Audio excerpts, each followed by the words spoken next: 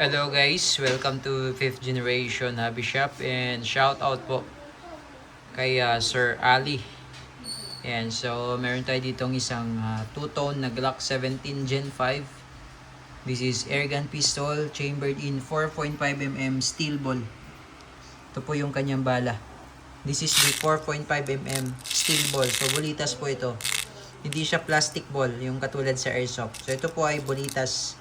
Mas maliit kumpara dun sa airsoft 4.5mm bulitas. Tapos ito naman po yung kanyang propellant or yung kanyang hangin. Ito po ay 12G CO2 cartridge. Yan, ito yung kanyang hangin. Ito po ay disposable, good for 60 shots more or less yung isang tank. Yan, so ito po ay Umarex brand. Yan, may mga markings po yan sa slide. Pati sa grip, sa magazine. On the other side, meron din siyang markings. Ayan. Tsaka yung mga serial number. Standard sight pa rin siya. Ayan, Glock 17 Gen 5 two-tone. Black slide, army green frame. Ito yung kanyang box. Ayan, Glock 17 Black BFG by Umarex.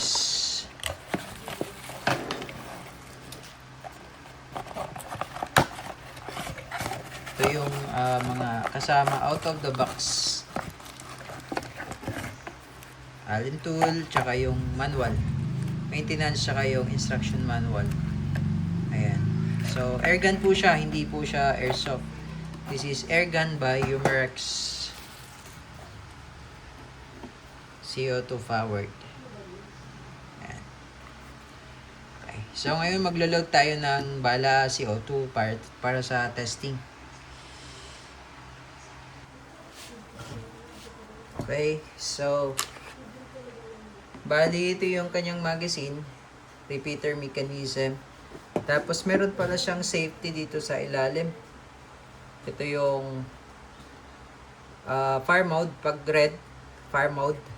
Pag white, safe mode. Ayan.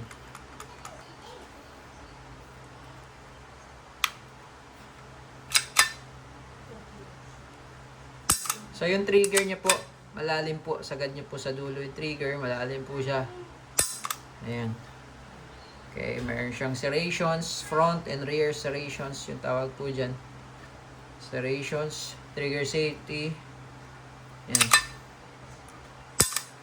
Okay.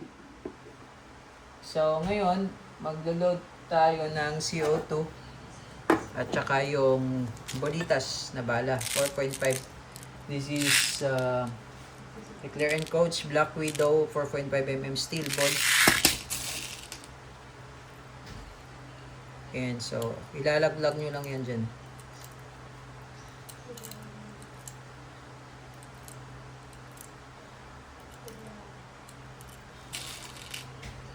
And so, bali, ano po ito? 18 rounder.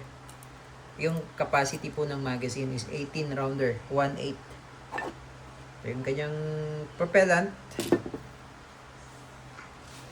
Yun pala, every time na maglo-load kayo ng CO2, lalagyan nyo po ito ng silicone oil, yung part na to.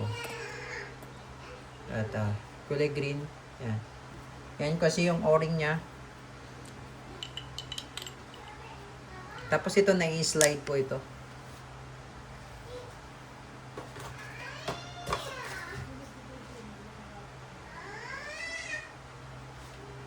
Ayan. So, pag hindi po maglapat yung CO2, i-adjust nyo lang yung screw. Yan. Tapos, pag hinigpitan nyo na po ito, at once na punctured na po yung kanyang propellant or yung kanyang cartridge, pagka inalis nyo siya at meron pang pressure, sisingaw po yun kasi butas na siya eh.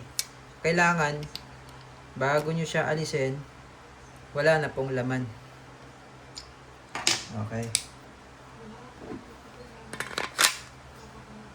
Okay, so this is the Glock 17 Black BFG two-tone by Umarex airgun pistol. Testing po. Glock 17 Gen 5 airgun pistol Testing. Pairing.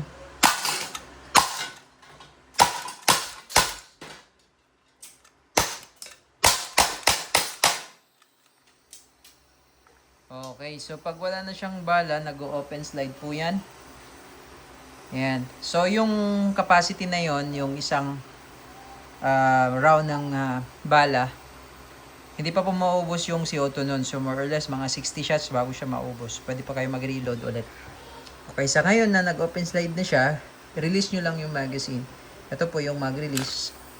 For safety po yan. Tapos, para maibalik nyo po yung slide, pwede nyo itong ibaba or mas safety siya pagka itulak nyo, test release. Kasi pag tinulak nyo siya, bumababa yung slide stop, slide release eh. Ayan, bumababa siya. Kasi may spring yan. Okay, so yun po.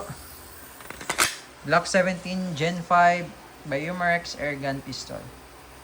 Thank you, sir.